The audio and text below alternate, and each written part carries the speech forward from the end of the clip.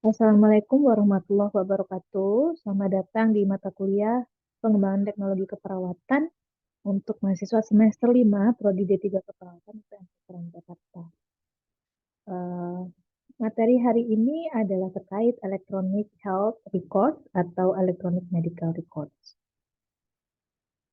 Pada pertemuan kali ini, yang akan dicapai adalah sub CPNK 1.2, yaitu menggunakan Electronic Health Record atau Electronic Medical Record dalam dokumentasi keperawatan.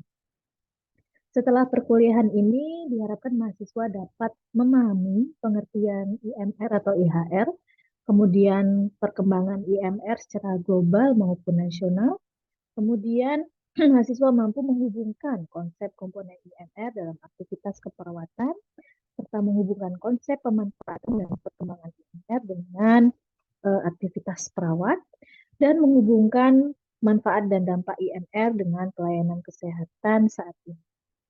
Lalu terakhir, yaitu mahasiswa dapat mensimulasikan penggunaan IMR atau IHR itu sendiri dalam sebuah lab activity.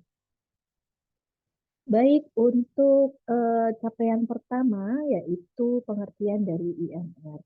IMR atau Electronic Medical Record, bisa juga disebut Electronic Health Record, adalah sebuah sistem informasi yang terkomputerisasi terkait informasi medis, ya, yang berfungsi untuk mengumpulkan, menyimpan, dan juga menampilkan informasi dari pasien.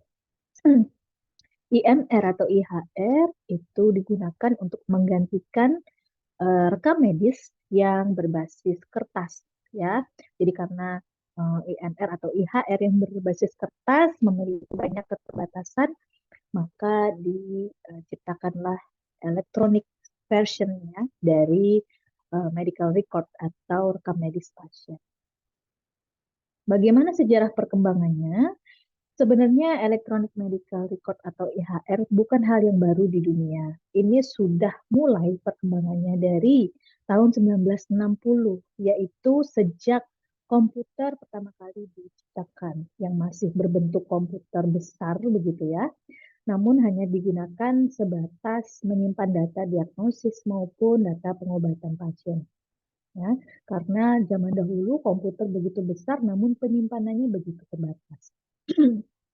Namun seiring berkembangnya komputer, di mana komputer bentuknya lebih portable, ya, maka penggunaannya juga lebih luas, digunakan untuk billing juga, penjadwalan dokter, penjadwalan fisik, kemudian juga istri pasien. Semakin berkembang ke 1980, karena sistem dari IMR lebih murah, maka rumah sakit besar mulai juga banyak menggunakan untuk menyimpan data. Namun data ini masih berupa scan. Jadi data rekam medis pasien yang dalam bentuk kertas itu kemudian di-scan, baru kemudian disimpan dalam komputer. Di tahun 1990 sudah banyak digunakan internet sehingga transfer data antar unit lebih mudah. Gitu. Jadi IMR pada tahun ini mulai menggunakan transfer data antar unit dalam hal nurse charting atau dokumentasi keperawatannya, kemudian juga dokumen dari farmasi, laboratorium, radiologi itu mulai terintegrasi karena bisa ditransfer. Baru kemudian 2015 penggunaannya lebih luas lagi di unit dan fasilitas yang lain. Kemudian juga menggunakan device yang lebih mobile, lebih terakses begitu ya. Misalnya HP, kemudian tablet dan lain sebagainya. Kemudian juga berkembang ke notifikasi melalui email, kemudian melalui handphone gitu ya. Dan mulai diarahkan ke penyediaan big data. Lalu di masa depan seperti apa perkembangan IMR ini? Karena pelayanan yang efektif, efisien, dan cepat itu semakin dibutuhkan, maka juga dibutuhkan integrasi dan koneksi antar data, antar unit, begitu ya. Sehingga transfer data yang lebih cepat, lebih terintegrasi itu semakin dibutuhkan. Apalagi kalau di rumah sakit, pasien pindah harusnya datanya juga ikut mengikuti pasien begitu. Sehingga dapat diakses oleh unit-unit terkait yang membutuhkan data dari pasien. Nah, aksesibilitas inilah yang semakin dibutuhkan. Kemudian juga mengarah ke evidence-based practice. Data dari pasien itu merupakan sesuatu yang berharga, apalagi apabila data itu dalam jumlah yang sangat besar. Misalkan dalam satu rumah sakit memiliki ribuan pasien ya, record atau rekam medis dari ribuan pasien. Ya, kemudian pasien-pasien ini memiliki tanda dan gejala tertentu dan diagnosa medis tertentu, prognosis tertentu. Tentunya ini oleh mesin ya, dalam hal ini artificial intelligence, bisa dipelajari dan menemukan satu pola atau algoritma. Sehingga itu bisa digunakan untuk sebuah prediksi, sebuah bukti terkait dengan sebuah praktek kesehatan. Maka dari itu, IMR atau IHR yang sekarang diarahkan untuk penggunaan sebagai penggunaan evidence-based practice begitu. Lalu bagaimana perkembangan electronic medical record ini di Indonesia? Kalau di Indonesia, IMR ini lebih dikenal dengan SIMRS atau Sistem Informasi Manajemen Rumah Sakit. Jadi kalau adik-adik di rumah sakit kemudian tanya, ada nggak IMR di sini? Atau IMR sudah digunakan belum di rumah sakit ini? Mungkin tidak semua orang akan tahu.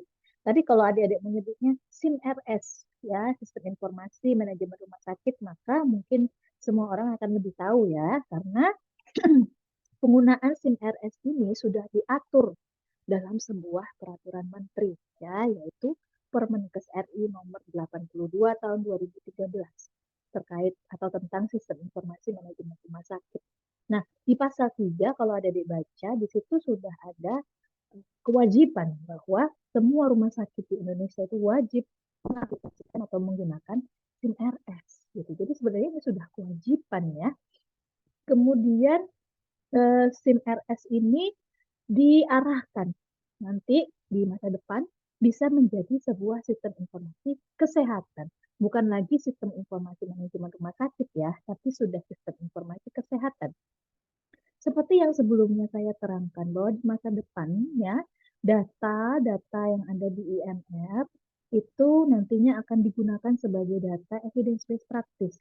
Begitupun data-data di SIMRS Indonesia. Apabila data-data itu bisa terintegrasi dengan baik, maka itu juga bisa menunjang survei kesehatan, penelitian-penelitian di bidang kesehatan, sehingga data yang terkumpul lebih besar, sehingga kekuatan statistiknya juga lebih bagus ya, kualitas penelitiannya juga lebih bagus. Nah, dari data-data itu, keputusan atau kebijakan yang dibuat bisa lebih baik ya, karena berdasarkan data yang ada. Itu arah atau masa depan dari SIM RS di Indonesia. Nah, sekarang adik-adik di sini sudah semester 5, pastinya sudah melalui beberapa praktek klinik ya di rumah sakit. Nah, coba diskusikan dalam kelompok ya. Jadi IMR ini sudah dimulai perkembangannya dari tahun 1960 ya. Terus berkembang seiring dengan berkembangnya komputer dan internet. Namun di Indonesia itu baru diregulasi tahun 2013. Di Permenkes RI nomor 2 banyak aturannya yang mengatur tentang penggunaan SIM RS. Sekarang diskusikan. Bacalah Permenkes RI nomor 82 tahun 2013 dan bandingkan aturan-aturan tersebut dengan isi yang ada di rumah sakit. Ya. Apakah SIM RS yang ada di rumah sakit tempat saudara praktik sudah sesuai dengan Permenkes? Apabila sesuai, jelaskan. Apabila ada yang masih belum sesuai, belum sesuainya di mana? Dan jelaskan. Ya. Nah, lalu aktivitas keperawatan apa yang ditunjang dengan IMR? Jadi penggunaan elektronik medical record ini sangat membantu aktivitas perawat ya sebenarnya. Jadi aktivitas utama yang ditunjang oleh IMR itu yang pertama memasukkan data pasien ke dalam komputer, melihat data pasien dari komputer dan juga login dan menelusuri sistem informasi terkait pasien di komputer. Jadi 3 aktivitas utama ini yang dilakukan perawat menggunakan IMR. Ya. Kemudian dari 3 aktivitas utama tadi mendukung aktivitas-aktivitas lain dari perawat. Ya, yang pertama adalah kontak dengan pasien. kontak dengan pasien pastinya lebih baik, lebih lama apabila rekam medisnya sudah selesai begitu ya. Seringkali perawat itu waktunya dengan pasien terbatas gara-gara harus menyelesaikan rekam medis ya, nyatet-nyatet dari awal sampai akhir nggak selesai-selesai. Tapi dengan adanya IMR ini lebih cepat dokumentasinya, ya, dokumentasi. Kemudian komunikasi, komunikasi dengan dokter atau keluarga pasien ataupun profesi lainnya pasien itu akan lebih mudah, lebih seamless begitu ya. Karena di situ ada notifikasi email, notifikasi lewat HP, ya, transfer data juga lebih mudah apabila ada sistem informasi. Kemudian tentunya medikasi itu lebih aman. Karena kalau ada lihat resep dokter yang ditulis tangan, itu kan seringkali tidak jelas ya. Ya, ternyata itu tidak bisa dijadikan budaya yang diturunkan atau diteruskan ya. Penulisan yang tidak jelas itu juga mengancam keselamatan pasien, ya, bisa saja salah obat, salah dosis dan seterusnya. Maka dari itu, ketika dokter bisa menginputkan data obat-obatan di sistem, ya, itu akan lebih jelas, lebih terekam, ya, dan terbaca oleh semua orang. Kemudian juga memfasilitasi pencarian. Mau mencari pasien lebih gampang ya browsingnya. Mau mencari suplai obat-obatan itu juga lebih gampang. Mau mencari dokter dokter A ini BPJP-nya siapa saja lebih gampang juga. Dan pada akhirnya juga memfasilitasi aktivitas istirahat ya. Aktivitas istirahatnya perawat tentunya kalau misalnya semuanya bisa dilakukan dengan efisien. Lalu data apa saja yang bisa di-entry ke dalam IMR ataupun diakses melalui IMR? Ada data demografis dari pasien, kemudian riwayat kesehatan pasien, hasil pengkajian, ya, diagnosis keperawatan, rencana keperawatan dan tindakan keperawatan. Ini dari sisi perawat ya. Tentunya kalau dari sisi medis ada diagnosa medis ya, kemudian pengobatannya dan tindakan yang direncanakan dan sudah dilakukan. Manfaatnya apa sih dari IMR? Pastinya dokumentasinya lebih efisien, kemudian mengurangi data ganda ya. Jadi kalau perawatnya sudah mengkaji, mendapatkan data seperti ini ya, pastinya nggak perlu lagi dikaji lagi begitu ya. Mempercepat proses pelayanan pasien, meningkatkan penyampaian informasi tentang riwayat kesehatan pasien. Nah ini tadi ya, menekan risiko kesalahan pengobatan ya, karena semua itu terekam jelas di komputer yang dapat dibaca oleh semua orang. Mengurangi biaya administrasi lah mudah-mudahannya dengan proses yang lebih efektif tadi. Pelaporan elektronik yang berkualitas, pembuatan keputusan perawatan pasien yang lebih cepat, rekam medis yang lebih mudah dibawa, dipindahkan, keamanan dan kerahasiaan data yang lebih baik. Ya, ini kalau sistem security datanya baik, maka keamanan dan kerahasiaan datanya juga baik. Tapi kalau security datanya tidak baik, menggunakan cloud umum gitu ya, penyimpanan yang terlalu umum, misalnya gmail.com itu kan terlalu umum ya, itu yang harus dipertanyakan keamanan. Gitu. Hambatannya apa dalam menggunakan IMR? Ya, yang pertama klasik sekali yaitu finansial. Nggak semua rumah sakit itu bisa menyediakan komputer, bisa membeli softwarenya gitu. Jadi walaupun 2013 sudah diwajibkan, mungkin sampai sekarang hanya berapa rumah sakit yang mengaplikasikan FinRS itu. Apalagi kalau di daerah ya sangat terbatas. Teknikal, kurangnya kemampuan komputer dari user. Nah, sering nih tenaga kesehatan, mau perawat, mau dokter, farmasis, ya kurang lihai dalam menggunakan komputer gitu. Nah, itu jadi kendala ya. Kurang adanya pelatihan, sistem yang terlalu kompleks dan sulit dimengerti. Kemudian hambatan waktu, ya perlu waktu untuk rumah sakit memilih ya, membuka istilahnya membuka lowongan untuk provider ya menawarkan sistemnya, kemudian dia harus memilih, kemudian mengimplementasikan sistem, mempelajarinya, mengajarkan pada user ya, perawat-perawat di ruangan dan juga waktu untuk menginput data. Secara psikologis juga ada hambatan ya, yaitu kurang percaya terhadap sistem IMR. Ada dan ini sudah diriset ya. Kemudian hambatan sosial yaitu ketidakpastian vendor yang terpercaya, mana vendor yang bisa digunakan dan terpercaya. Nah, itu kurang informasi juga ya di Indonesia juga. Kurangnya dukungan eksternal dan mengganggu interaksi dengan pasien.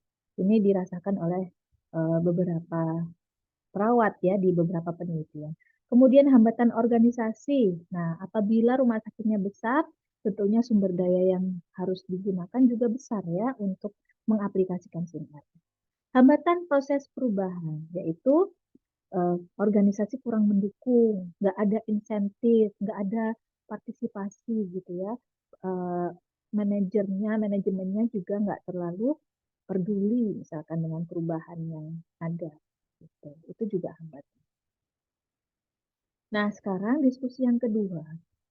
Banyak penelitian yang menemukan bahwa IMR itu banyak manfaatnya gitu ya untuk pelayanan kesehatan yang lebih baik. Namun tidak semua rumah sakit dan tidak semua unit juga loh yang mengaplikasikan IMR dan ada juga beberapa tenaga kesehatan yang reluctant atau tidak mau menggunakan IMR gitu karena berbagai faktor. Bahkan ada yang berpendapat bahwa IMR itu tidak sesuai dengan kebiasaan kerja dari perawat maupun dokter di rumah sakit. Nah, coba diskusikan. Kenapa sih pendapat itu bisa muncul? Alasannya apa kira-kira ya? Kemudian apa kesulitan yang mungkin dihadapi tenaga kesehatan di lapangan dalam menggunakan IMR? Nah, yang kedua, apabila saudara adalah bagian dari tim kesehatan yang menerapkan IMR, aktivitas atau dokumentasi apa yang kira-kira sulit diubah gitu ya dari paper based record atau rekam medis menggunakan kertas ya diubah ke IMR ya apa kira-kira yang paling sulit gitu diubah ke IMR. Lalu bagaimana kita dapat mempermudah transisi tersebut ya coba diskusikan dalam kelompok. Baik, sekian untuk eh, video perkuliahan terkait elektronik medical record. Untuk hasil diskusi bisa dikumpulkan di Dropbox list yang akan saya sediakan. Kemudian untuk lab activity akan menyusul di video berikutnya. Terima kasih.